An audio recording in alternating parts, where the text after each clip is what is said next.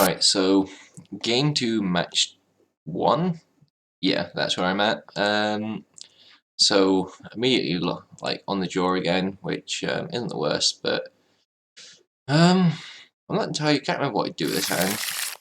I think I might mulligan it because in a blind game 1 on the draw, this hand's like too reactive against a lot of decks, as well as like Unearth being a dead card until like I draw a threat and it dies. Like. I do have the cantrip from Cling to Dust to get me deeper, as well as the ability to cycle the Unearth. But I'm pretty... Okay, I keep it, probably off the back of Cling to Dust and cycling the Unearth. Oh yeah, I played against Jeskai Stoneblade in this match. I draw the second Inquisition, which is pretty decent.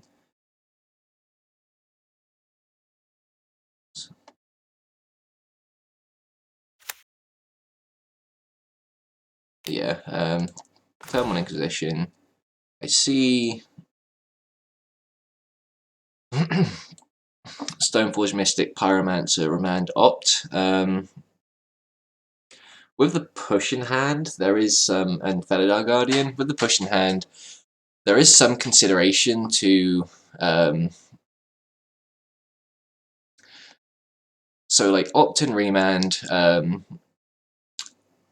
aren't considerations here. I think there's possibly some incentive to take the Opt with the second discard spell, but the Remand, it's a tempo play. I guess it's also like minor card advantage.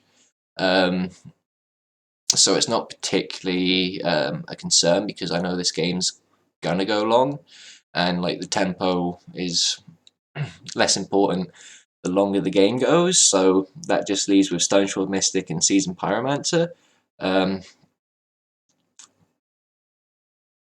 So if I just had 1 Inquisition, I think the incentive would very much be to take the Seasoned Pyromancer and like push the Stoneforge Mystic. But with the second one in hand, there's no need to like blow my only removal spell in otherwise a like fairly slow hand too quickly. But so the take here is just Stoneforge Mystic with the aim to take the Pyromancer at a later date, which I do. Opponent opts.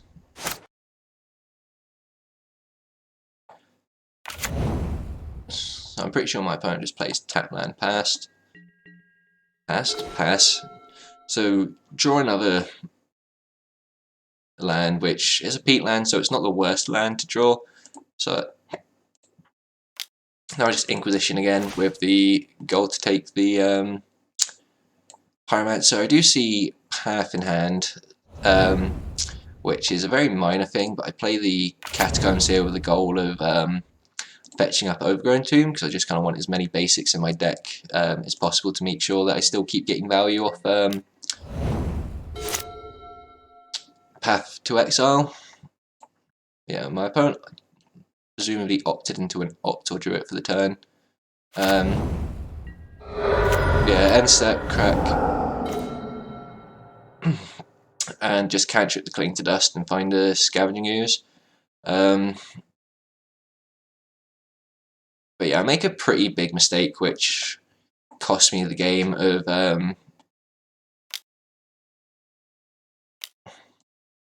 yes, like I guess I wanted to hide information just because I'm like pretty certain that this was getting remanded. But yeah, no, like not playing out the land first, so it gets bolted in response. Oh, it gets remanded this turn. But yeah, my opponent finds Colonnade, grab the second Overgrown Tomb.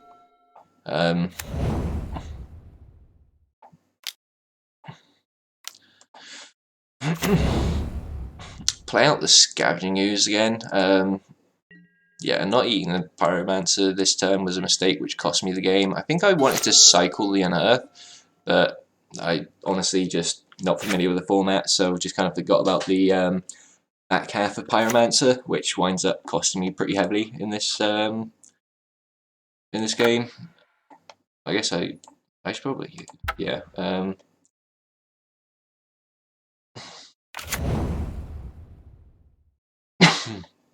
Excuse me. Yeah, my opponent just plays land pass. But yeah, I don't know, like more concerned about Snapcaster Mage, but that was not even the Pyromancer, just a mistake.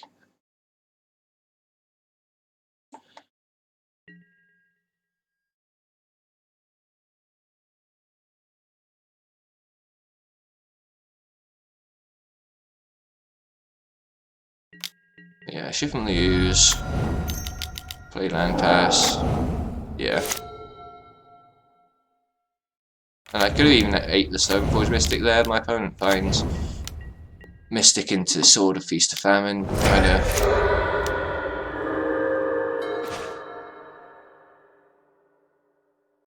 Yes, second mistake which cost me this game. They had Liliana last hope. They had the sword in play. I should have just last.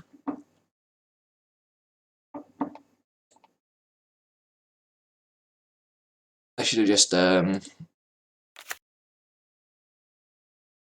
like edicted one token, pushed the other one, even though it is like a 2-for-1 at that point.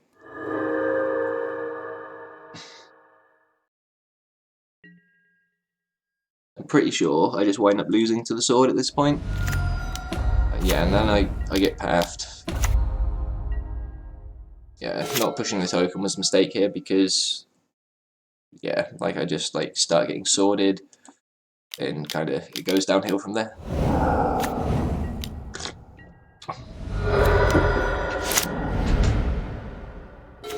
Oops, it's going a bit quick now. But yeah, no, I want like I wind up going for the push anyway, but which if I was gonna do it on their turn, I should have like probably done it on the upkeep.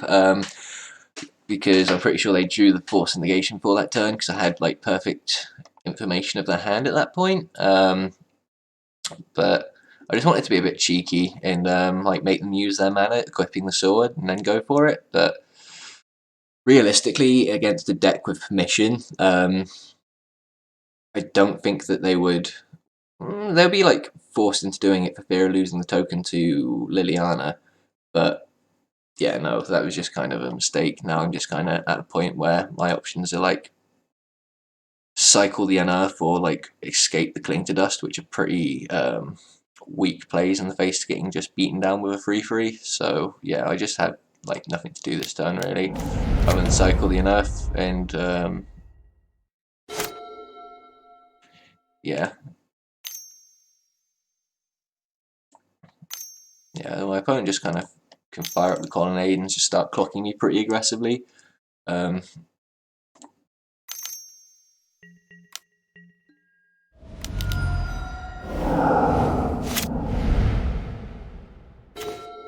do find a Lurrus, which is kind of a little too little too late at this point. It's a pretty low value Lurrus. I got nothing in the bin, so yeah, my opponent just fires up the Colonnade again, ships in. At least I get the Colonnade out of play, and I do find the trophy for the sword, which I believe I escaped the Cling to Dust first. I'm not sure what I targeted. I'm presuming it was the Force Negation here. Yeah. Draw another brick.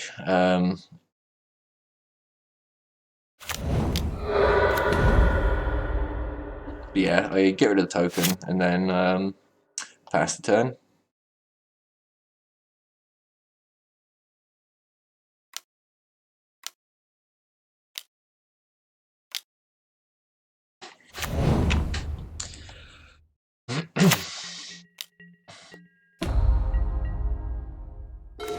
Yeah, my opponent just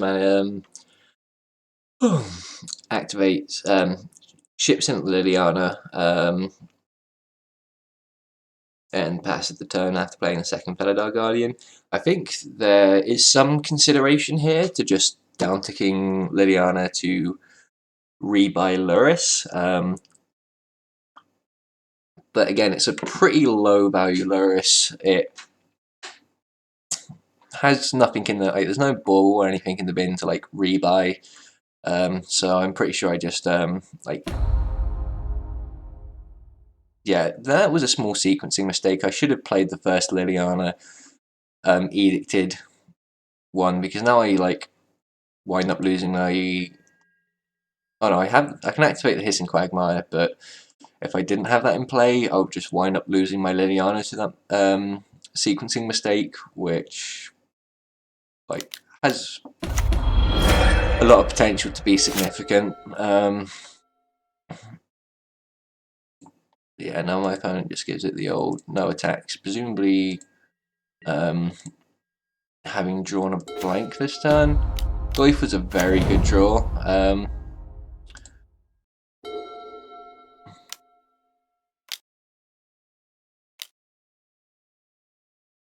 Opponent finds a Teferi.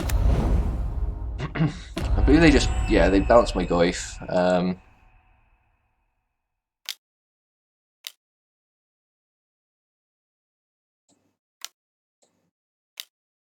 I find another Felidar Guardian, so now the Guardian Teferi loop is a lot of value.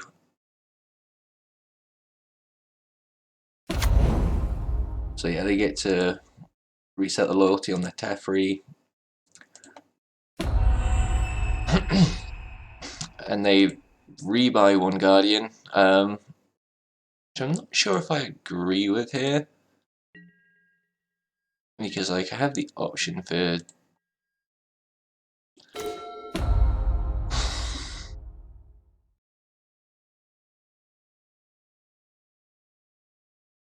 So here's interesting decision point. I kind of there is some pressure on me to play out both the Goyfs to not lose anything to my Liliana uptick. There is maybe a small consideration, especially with the knowledge that they have a Felidar Guardian in hand, to just edict them this turn and then fire up the Quagmire and get rid of the Teferi. That's kind of a pretty aggressive line, but I do have Last Hope ticking up towards ult, so it's not the end of the world to lose one Liliana in this situation. But I'm pretty sure I just kind of double tap the Goyfs and then pass the turn.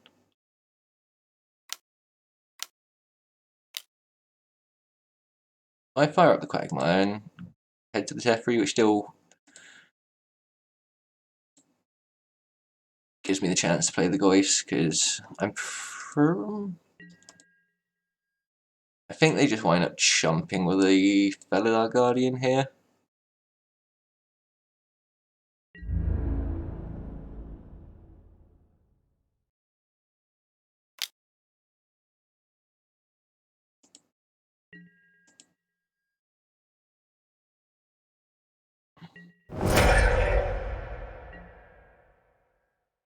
But now I'm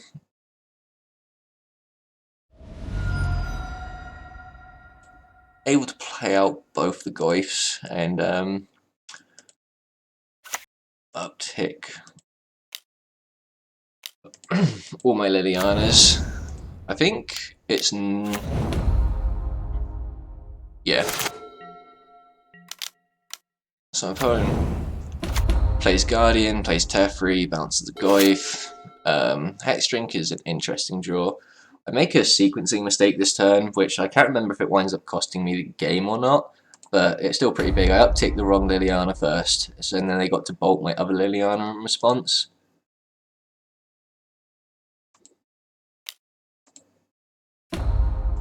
Which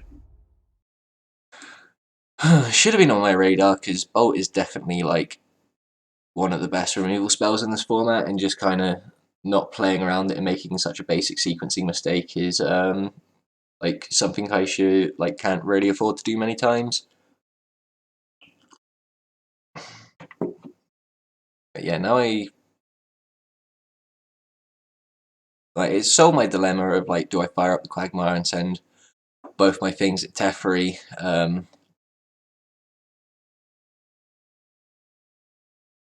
But yeah, no, I think the correct play there was to definitely uptick the right Liliana first, pitch the Hexdrinker, and then depending on if they bolt the Liliana next over the course of the next turn, try to go for the ult for that, or failing that, rebuy the Lurrus, rebuy the Hexdrinker, dump a bunch of mana into it, and be in a pretty commanding position of the game.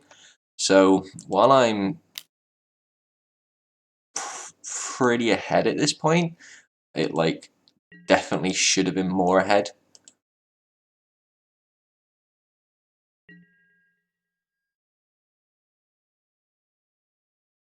Yeah, I send both my attackers at Teferi,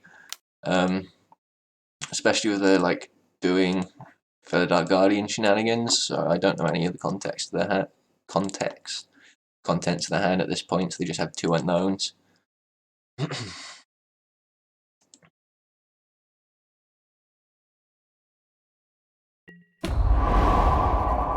My opponent lets the Teferi go, and I just get to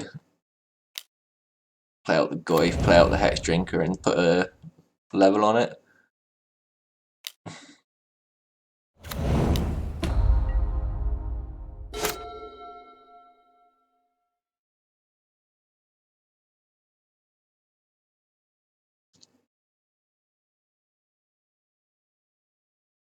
Nope.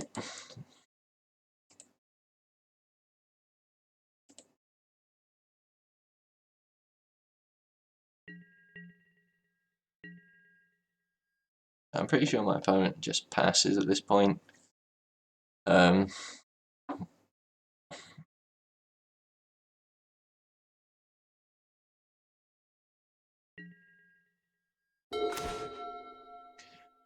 I have an Abrupt Decay, which is always good to have in the back pocket. I think this turn's pretty telegraphed, where I just uptick the Liliana on the Guardian, pump up the Hexdrinker, and send in the squad. My opponent had a path to get rid of the Hexdrinker, so they had double path, which was a bit unfortunate, but my opponent's in a pretty bad spot in this. There's not really many ways they can beat the Liliana, as well as the Goyf and the Decay in hand.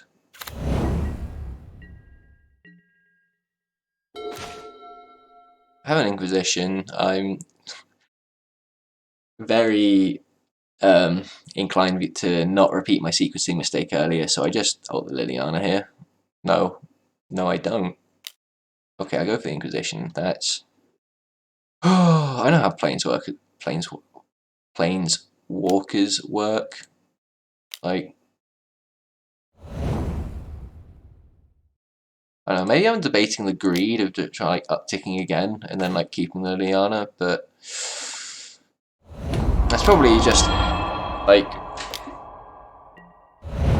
how can my opponent's deck ever beat a Liliana emblem? So yeah, I'm pretty sure my opponent just scoops here, and that was game 1, match 1. I thought I lost that one. I think maybe I 2-0'd this one, and it was kind of a later game, which I think. Anyway, I guess I'll go on to the next one. Game 2 against Jeskai Stoneblade.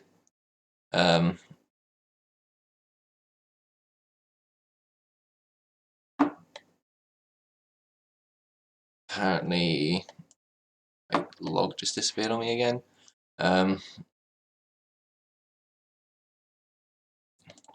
So yeah, sideboarding. I'm just not entirely sure what I wanted to be doing in this matchup. My opponent is somewhat permission based, but like not really, because I only saw remand and forced negation out of them game one, and they seem to like be less of a traditional control deck and like more of a mid-range deck. So I brought in one Plague Engineer, which cleans up like Pyromancer tokens, but thinking about it now, it didn't seem particularly strong. I think like they're a blue-based deck, so like there is maybe some consideration for choke, to like just cheese the win that way, but it seemed kind of like less ideal, but I could see an argument for it. I'm just like kind of at the stage where with the deck I'm just like learning how to sideboard. I think in retrospect bringing in the Plague Engineer was like probably a bit low impact in the deck if it was just like maybe like it also tags Snapcaster as well, so mm, debatable. I think like one was definitely like in the realm of fine, but probably not amazing. I trim like an Inquisition just for the like the nature of being a bad top deck later in the game, and like and a Hexdrinker as well, because like while it has potential to be good, is like drawing it in like the mid to late game when my opponent's like close to empty-handed, and just like being able to immediately dump a bunch of mana into it to still seemed like potentially weaker if I draw it like the wrong if like I had the wrong sequence of card draws and it wound up coming down too early. But yeah, that was the sideboarding. I wasn't like like no need for like any of my like graveyard slash Tron hate pieces, and engineered explosives like has potential to be okay. Just but then like the only two drops I think they're running which it would hit would be like Stoneforge and Snapcaster, so that just kind of like 4 mana to do with that just seems kind of pretty inefficient. Um, but yeah, this is a pretty good hand on the play. Maybe like one more um, land than I would really. Oh, I guess I'm on the draw because I won the first game. This is like one more land than I would necessarily want, and kind of would be um, maybe potentially at a risk of flooding out.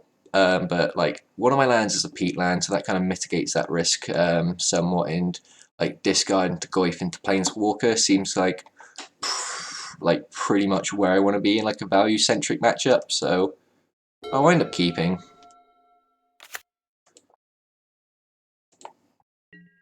Opponent just island and pass, presumably for an Opsite. Push was a pretty good draw here. Um, I'm pretty sure I fetch Shock Overgrown Tomb here. Yeah.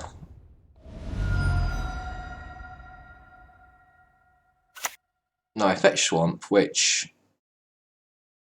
I don't agree with. That I should have got Overgrown Tomb and fetched and Shock here. Maybe I was a little bit concerned where like I have to like fetch Shock twice to play the Liliana.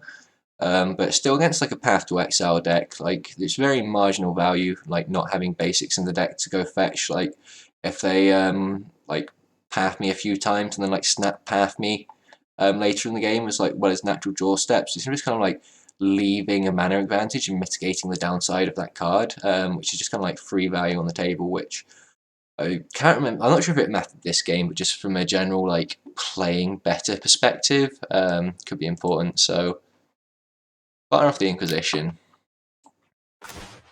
and we see Opt Pyromancer. Yeah, so my opponent kept like a real sketchy one, just probably off like on the back of Opt to get them there. But like the pretty obvious take is Pyromancer in the situation. Like there's not many sequence of draws which they can have before they start running into like pretty trouble against the context of my hand. Because I have the push to keep what are the cards called? Any like Stoneforge, Mystics, or Snapcasters in check. Well, as well as like Liliana just kind of like owns Snapcaster, so like Pyromancer is the pretty obvious pick here. Yeah, now I know the context of my opponent's hand. No, I guess the hotkeys don't work, so they just skip ahead the turn. I guess they do, I don't know what they are, but yeah, unsurprisingly my opponent opts, just leaving one unknown and a bunch of land in hand. They play out the colonnade and pass. Second Geist are pretty good here, because my opponent's just very like big risk of just getting ran over by Tarmogoyf, so again, like pretty telegraph turn, play out the land, play the Goyf, pass the turn.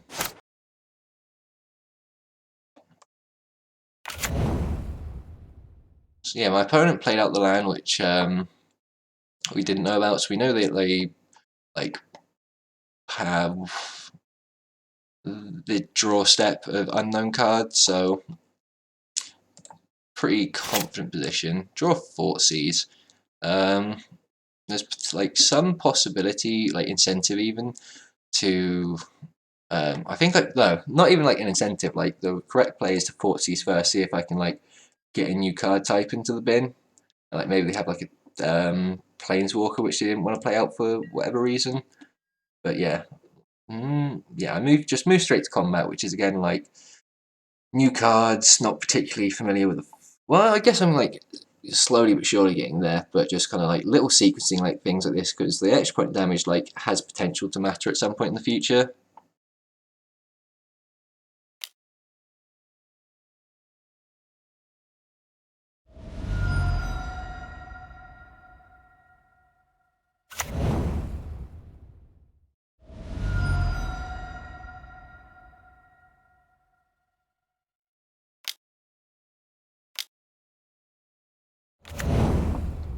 Yeah, my opponent just snaps and ops,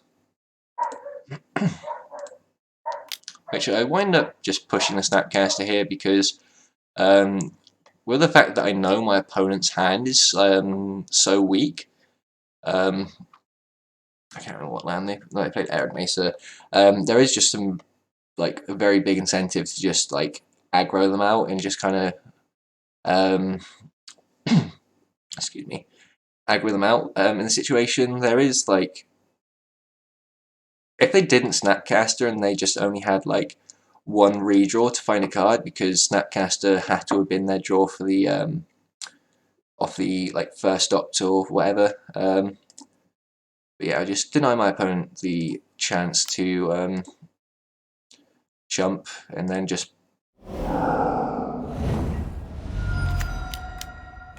play out the Goyf. So maybe it wasn't like necessarily a strict mistake to like not Thoughtseize first, because I got definitely rewarded with the Snapcaster sequence.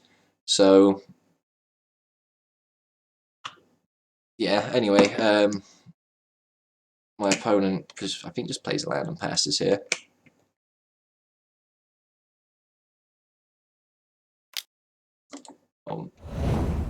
Another opt.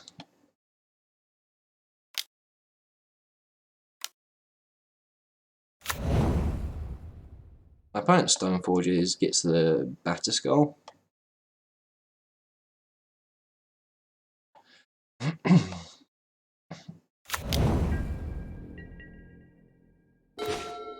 But yeah, another Goyf, another Liliana. Like I'm definitely Thoughtseizing this turn.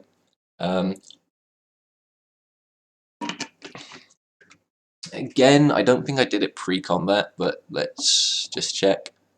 Oh, I did do it pre-combat. Okay, so I'm pretty sure I realized like that's just kind of getting better on the sequencing. It leads to a slightly less mana efficient turn, but I think again like especially knowing that they have the Gust in hand, just like shipping in for 10 this turn, kind of like forcing the chump. And all that's for it. They go down to 3. I guess they are thinking that they can chump and Gust next turn, but like the third Goyf off the top just kind of pretty much puts this game away, as well as like Liliana. So my opponent just scoops it up at that point. They don't see a way they can come back into this. But yeah, it was like quick, easy game for that round. I don't know. I definitely like. I played game 2 okay, but like game 1 was just kind of a game I stole and didn't necessarily like deserve to win it. That like not eating skews with the pyromancer to give them a creature to equip the sword to, like probably should have lost me the game if my opponent just didn't draw like anything but air from that point. Sure, then I would still have to like contend with. I don't know how that interaction works actually. Maybe I should look that up. But presumably, if you equip the sword to the colonnade, it would de-equip itself when it reverts back to being a land. But yeah, that's still like 5, 6, 7, 8, like an 8-mana play. So definitely a lot less scary at that point. But anyway, on to the next one.